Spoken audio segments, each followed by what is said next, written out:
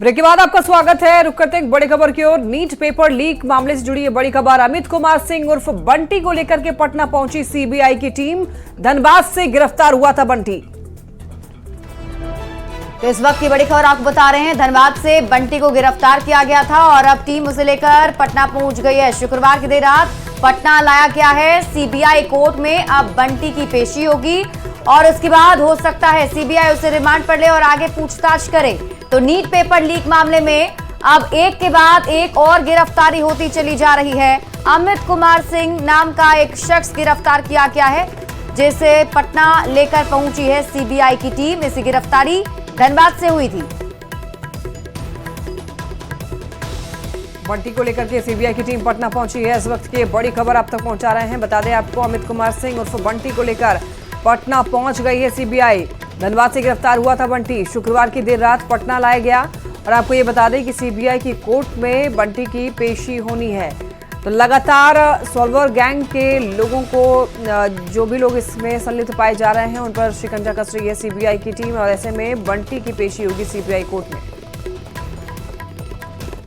वहीं शिक्षक बहाली से जुड़ी आपको इस वक्त की बड़ी खबर बता दें। बीपीएससी टीआरई 3 परीक्षा का 9 जुलाई से एडमिट कार्ड जारी कर दिया जाएगा। अभ्यर्थी लॉगिन के दौरान पासपोर्ट साइज फोटोग्राफ अपलोड कर सकते हैं। एडमिट कार्ड डाउनलोड करने के बाद अभ्यर्थी परीक्षा केंद्र का कोड देख पाएंगे। इसमें सेंटर कोड के साथ ही जिला का नाम भी अंकित रहेगा। परीक्षा केंद्र की विशेष जानकारी 16 जुलाई से उपलब्ध कराई जाएगी। आपको बता दें कि 19 जुलाई से 22 जुलाई तक टीआरई 3 परीक्षा होनी है। बिहार के 27 जिलों में परीक्षा आयोजित होगी। बीपीएससी ने एडमिट कार्ड को लेकर सूचना जारी कर दी है।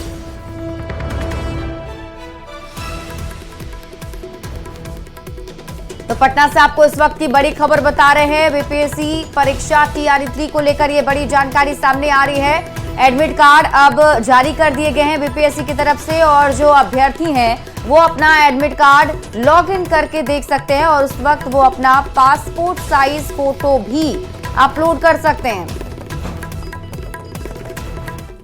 किशनगंज में बीएसएफ ने राष्ट्रीय सुरक्षा बाड़ काट रहे एक बांग्लादेशी तस्कर को मार गिराया। बीएसएफ के जवानों ने 3 गांव में 6 से 7 बांग्लादेशी तस्करों को राष्ट्रीय सुरक्षा बाड़ को तोड़ने की कोशिश करते हुए देखा। बीएसएफ के जवानों ने तस्करों को चुनौती दी, लेकिन तस्करों ने चेतावनियों को, आपको बताते चले आपको कि चेतावनियों को नजरअंदाज कर दिया और इसके बाद सैनिकों ने एक स्टन ग्रेनेड फेंका। इसके बाद तस्करों ने बीएसएफ के जवानों पर तेज धारदार हथियार से हमला कर दिया और आपको बता दें कि हथियार छीनने की भी कोशिश की गई। इसके बाद बीएसएफ जवान की फायरिंग में एक तस्कर मारा गया। बाकी तस्कर मौके से फरार हो गए। तलाशी के दौरान जवानों ने 2 तेज धार वाले हथियार, एक बाड़ कटर, एक मोबाइल और बांग्लादेशी कैश बरामद किया है। मारे गए तस्कर की पहचान मोहम्मद राजू के तौर पर की गई है, जो बांग्लादेश के ठाकुर गांव का रहने वाला था। मोहम्मद राजू हिस्ट्री शीटर है और सीमा पार तस्करी और बाढ़ उल्लंघन के मामलों में शामिल रहा है। ज्यादा जानकारी देंगे संवाददाता आशीष सिन्हा हमारे साथ जुड़ रहे हैं। आशीष, देखिए, कुछ तस्करों और बीएसएफ के जवानों के बीच में भिड़ंत हुई, एक बार पूरी जानकारी दीजिए।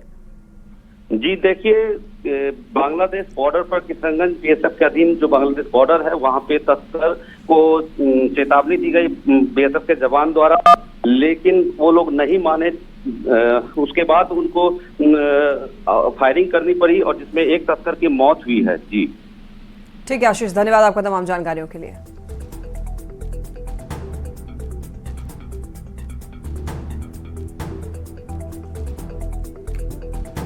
और इसी बीच रुक कर रहते एक और बड़ी खबर की। गुमला से आपको इस वक्त की बड़ी खबर बता दें। नक्सलियों की साजिश नाकाम कर दी गई है। भाकपा माओवादी की ओर से केन बम लगाया गया था।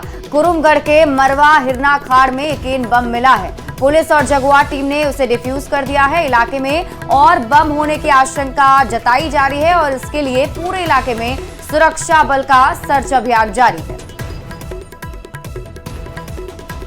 और देखिए, पटना से एक बड़ी खबर है। पटना पुलिस को बड़ी कामयाबी मिली है। अगवा छात्र पीयूष को पुलिस ने ढूंढ निकाला है। 2 जुलाई को पीयूष का अपहरण हुआ था। बता दें आपको कि 48 घंटे में पीयूष को पुलिस ने ढूंढ निकाला है। पुलिस को जहानाबाद में छात्र पीयूष मिल गया। मकान मालिक का बेटा समेत 3 लोग गिरफ्तार किए गए हैं। पटना के एसएसपी राजीव मिश्रा ने यह बताया है कि 15 लाख रुपए की फिरौती के लिए छात्र पीयूष का अपहरण किया गया था। मकान मालिक के बेटे ने 2 लोगों के साथ मिलकर के पीयूष को बेहोश कर गायब किया था।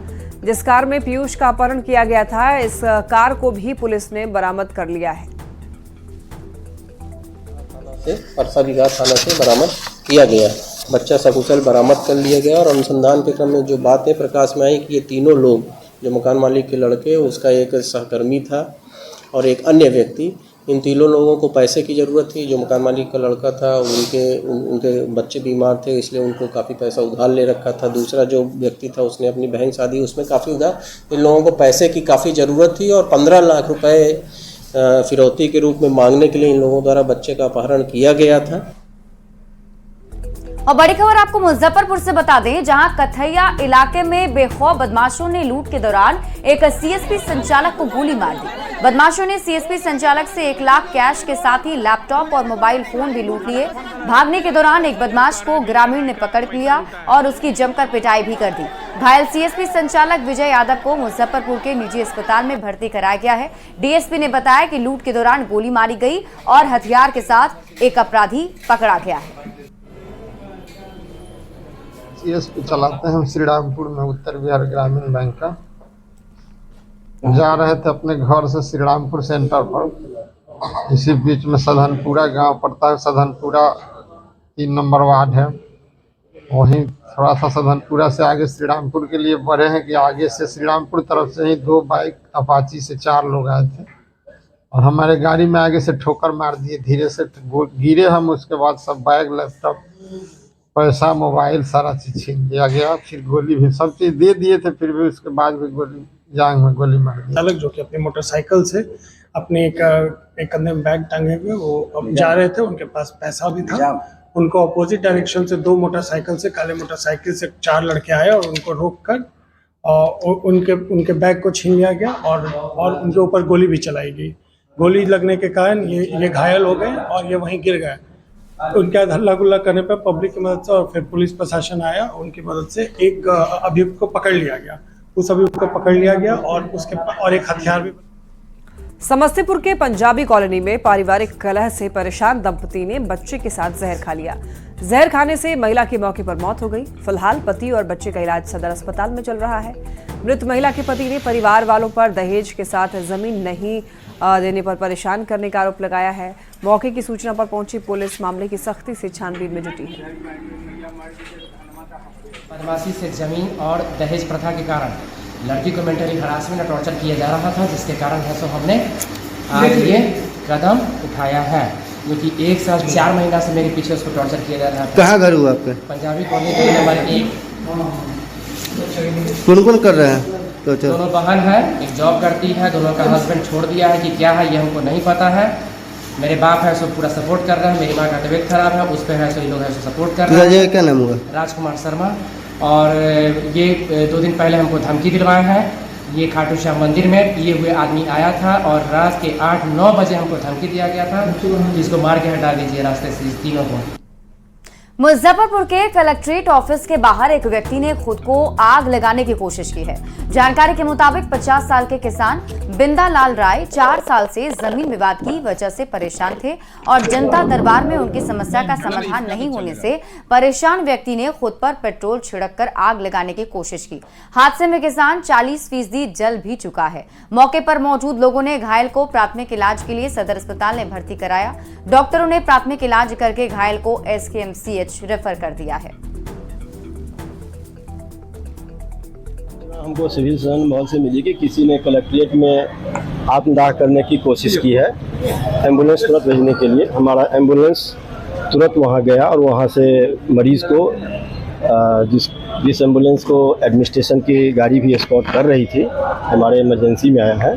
35 to 40% बर्न है और हमारे डॉक्टर उसको इलाज कर रहे हैं और उस मरीज़ की गंभीरता को देखते हुए यहाँ फर्स्ट एड करने के बाद हम उसे SKMCH में भेजेंगे बेहतर इलाज के लिए।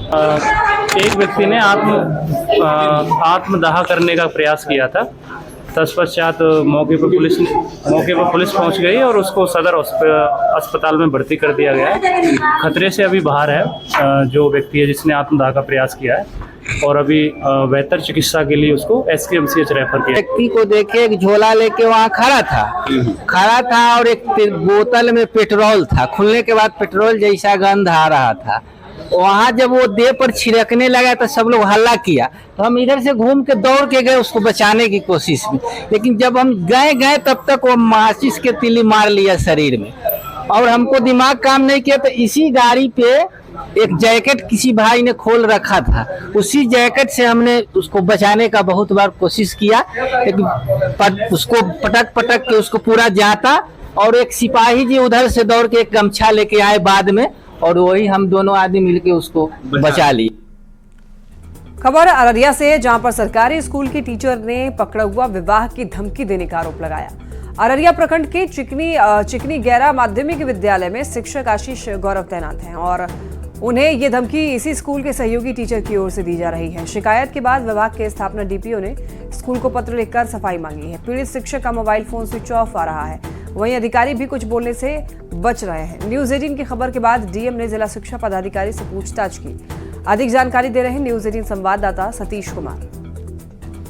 के शिक्षा विभाग से काफी दिलचस्प खबर सामने आ रही है। दरअसल एक स्कूल के शिक्षक ने शिक्षा विभाग से यह शिकायत की, आवेदन दिया कि उनका पकड़ुआ विवाह जो है करने की कोशिश की जा रही है उसी स्कूल के सहयोगियों के द्वारा, और जिसके बाद शिक्षा विभाग स्थापना डीपीओ ने शो कॉज नोटिस भेजा और उस ससमय स्पष्टीकरण प्राप्त नहीं होने की स्थिति में आपके विरुद्ध नियम के अनुसार कानूनी कार्रवाई सुनिश्चित की जाएगी।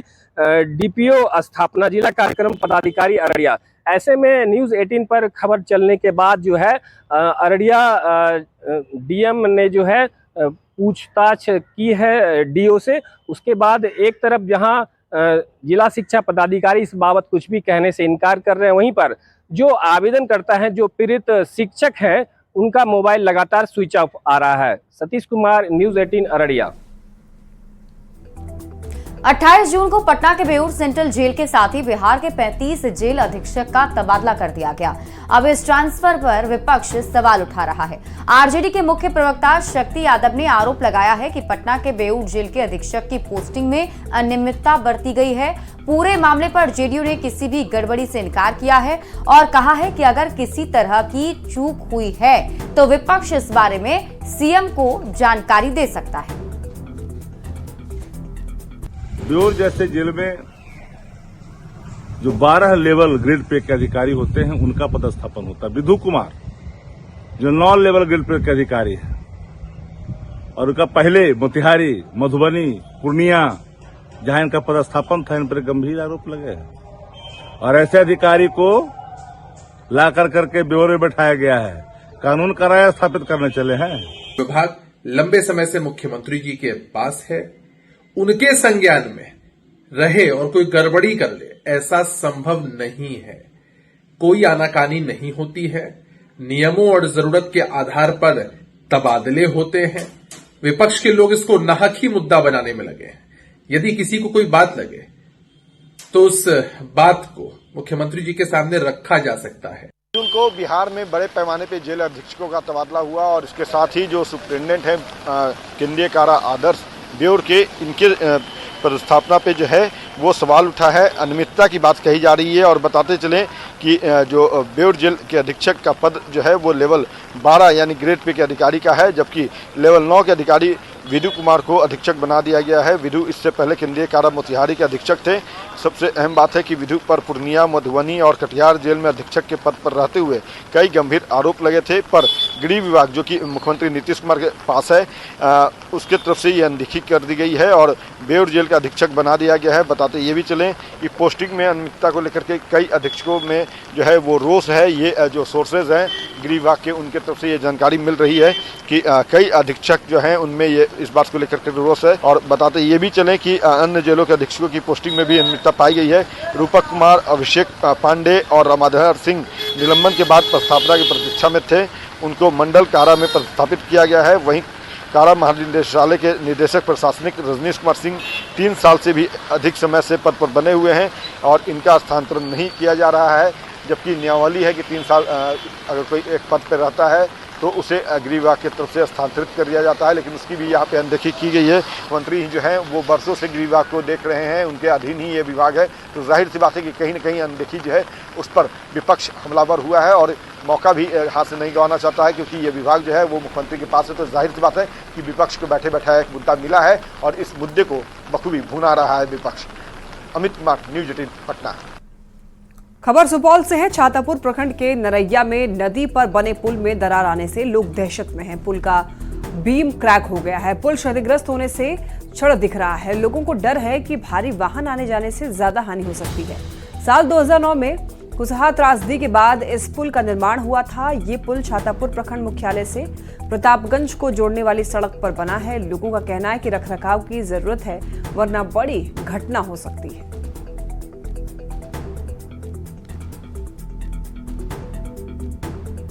गया है, ऊपर तक क्रैक हो जाएगा ना। मुख्य मार्ग है, छातापुर से प्रतापगंज का मुख्य मार्ग है। यदि रास्ता बंद हो जा रहा है तो त्रिवेणीगंज होके या भीमपुर होके घूम के जाना पड़ेगा। भारी वाहन का तादाद लगा हुआ है और हम सरकार से मांग करते हैं इसके अविलंब कोई उपाय किया जाए। और मेरे जूनियर इंजीनियर द्वारा निरीक्षण क्रम में पाया गया है जो एक गर्डर में है थोड़ी सी क्रैक आ गई है और शायद वहाँ हनीकॉम के चलते क्रैक हुई है और उनके द्वारा कहना है कि छड़ भी दिख रहा है। तो उसी संबंधित हमने बात किया है चीफ साहब से। चीफ साहब का भी कहना है वहाँ जाके पहले देख लो, इसके बाद जो भी होगा हम लोग करेंगे। वैसे इस पुल का निर्माण पुल निर्माण निगम द्वारा किया गया है और 2009-10 में किया गया है उसके दौरान, और मेंटेनेंस OPRMC के थ्रू हम लोग रोड का करते हैं। कैमूर के सदर अस्पताल के इमरजेंसी वार्ड से लेकर जीविका दीदी रसोई तक वॉल सीलिंग गिर गया है। जब हादसा हुआ तब हॉस्पिटल में कोई स्टाफ मौजूद नहीं था, जिससे किसी को चोट तो नहीं आई। हॉस्पिटल के मैनेजर ने बताया कि बारिश की वजह से वॉल सीलिंग में नमी आने से सीलिंग गिर गई। हालांकि वॉल सीलिंग गिरने से कोई बड़ा हादसा हो सकता था, लेकिन फिलहाल किसी को चोट नहीं आई है।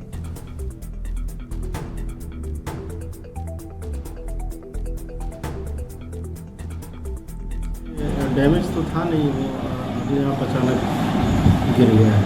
लगभग इसका स्पेस कितना होगा? इसका लगभग तो 50 फुट रनिंग फुट वो है। कब सॉरी लगाया गया था, कब निर्माण? ये 2 साल पहले लगाया गया था, इसको 2 साल पहले लगाया। अब इसके बाद आगे सर क्या किया जाएगा? अभी हम लोग इसको रिपेयर करवाने की कोशिश। मुंगेर में नगर परिषद जमालपुर और रेल इंजन कारखाने ने प्रशासन के साफ सफाई की पोल खोलकर रख दी है।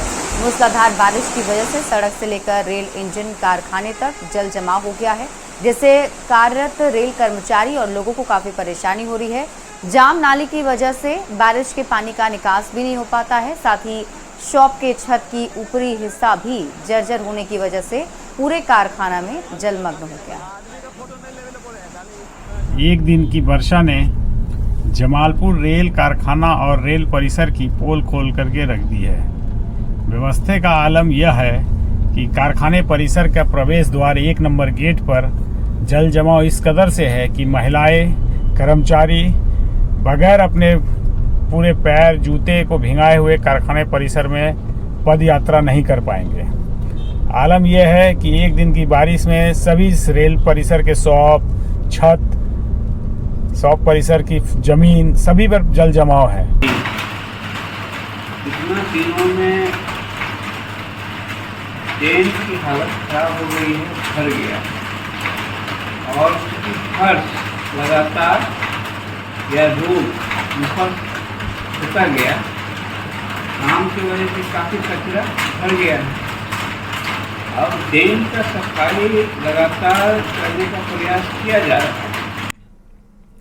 वैशाली में पिछले 3 दिन से मौसम का मिजाज बदला हुआ है। आलम यह है कि प्रतिदिन बारिश हो रही है, जिससे जलजमाव की समस्या विकराल होती जा रही है। कुछ ऐसा ही हाल हाजीपुर अरेराज SH 74 का भी हो गया है। यहाँ पर हदसारगंज में सड़क पर भारी जलजमाव हो गया है, जिसकी वजह से हाजीपुर जाने और आने वाली लोगों को काफी परेशानी हो रही है।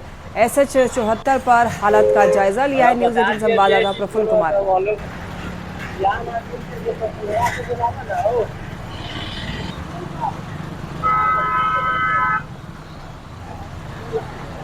हाजीपुर में पधारने वाले हैं, ऐसा हम इसलिए कह रहे हैं क्योंकि ये तस्वीर जो है वो आप देखकर समझ सकते हैं कि हाजीपुर नगर परिषद का क्या स्थिति है और हाजीपुर प्रशासन की क्या स्थिति है। मैं आपको बता दूं कि ये SH 74 है, हाजीपुर लालगंज पथ है, स्टेट हाईवे है ये जो सीधे अरेराज तक जाती है। और इस स्टेट हाईवे पर जैसे ही आप हाजीपुर पहुंचने वाले होंगे उससे पहले आपको एक बड़ा सा झील, नदी जो कहें उसे पार करना होगा। पार करने के बाद ही आप हाजीपुर में प्रवेश करेंगे। और इसीलिए मैंने कहा था कि मुस्कुराइए कि आप हाजीपुर में हैं। मुस्कुराने की वजह तो नहीं मिलेगी, लेकिन आप कहीं ना कहीं इस गड्ढे में गिरकर घायल हो सकते हैं। और जल जमाव की ऐसी परेशानी है जिसे आप देखकर समझ सकते हैं कि क्या स्थिति है। स्कूल गाड़ी चलाते हैं क्या आप? हाँ। क्या स्थिति है?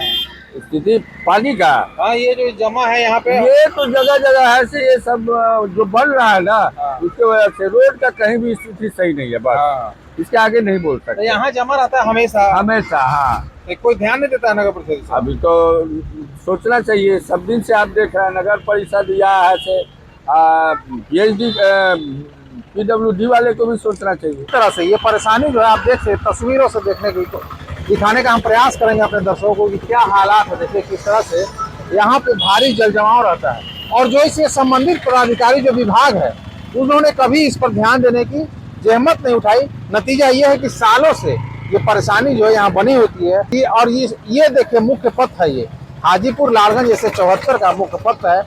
हजारों गाड़ियां जो है वो उनका आना जाना इस पथ से होता है, लेकिन किसी की नजर जो है, किसी का ध्यान इस ओर नहीं जाता है कि इस समस्या से लोगों को निजात दिलाया जा सके।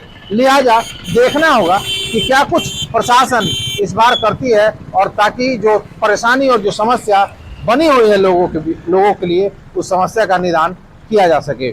प्रफुल्ल कुमार, न्यूज़ 18 हाजीपुर। अगली खबर आपको आरा से बता दें। आरा सासाराम रेलखंड के गढ़हनी बागर रोड के रेलवे अंडरपास की स्थिति और बदहाल हो गई है। रेलवे क्रॉसिंग में पानी लगने से लोगों को काफी परेशानी का सामना करना पड़ रहा है। जल जमाव की वजह से लोग दुर्घटना का शिकार हो जा रहे हैं। लोग जान हथेली पर रखकर इस अंडरपास रेलवे क्रॉसिंग से गुजरते हैं। लोगों ने इसकी शिकायत रेलवे प्रशासन से भी की, लेकिन अभी तक इस समस्या का समाधान नहीं हो पाया है। वहीं इस रेलवे अंडरपास को लेकर लोगों ने सुविधा की जगह सिरदर्द बताया।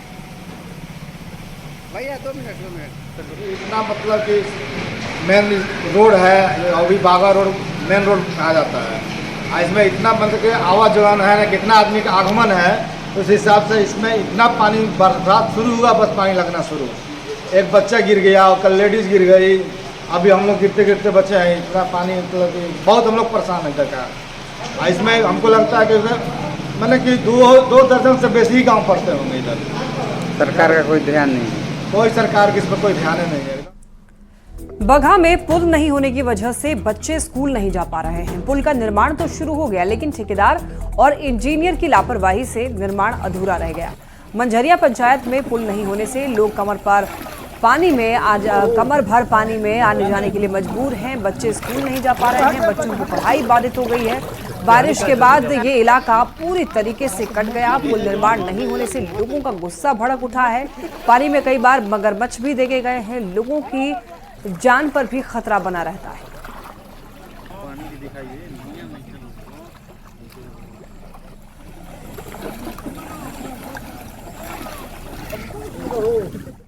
और फिलहाल इस बुलेटिन में अभी के लिए बस इतना ही। आप देखते रहिए न्यूज़ 18 बिहार झारखंड।